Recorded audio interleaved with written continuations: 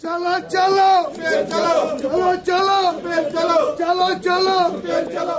ये हुकूमत की बिल्कुल मैं कहूँगा कि ये जो जिस ढटाई के साथ हुकूमत यहाँ पर जुल्म कर रही है, बर्बरियत कर रही है, हमें अफसोस इस बात का है कि आपने देखा कि किस तरह से वहाँ पर शुपियन इलाके में बेगुनाहों का कत्लेआम किया गया, गोलियां चलाई गई, पैलेट चलाए गए और बनिस्बते कि उस पर इजहार अफसोस किया जाता, उसको कंडेम किया जाता।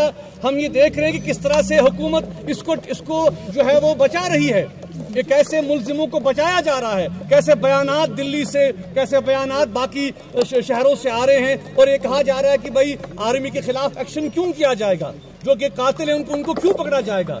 ये तो नाइंसाफी की हद है, नाइंसाफी की इंतहा है। अब तो मासूम बच्चे भी इस कॉन्फ्लिक्ट का शिकार हो रहे हैं। अब तो 10 साल के 15 साल के, जैसे पहले आपने देखा कि खवातीन जो है वो मारी गई, उन पे गोलियां चली, उन पर पैलेट चले। तो ये रियासती दहशत गर्दी की बदतरीन मिसाल है।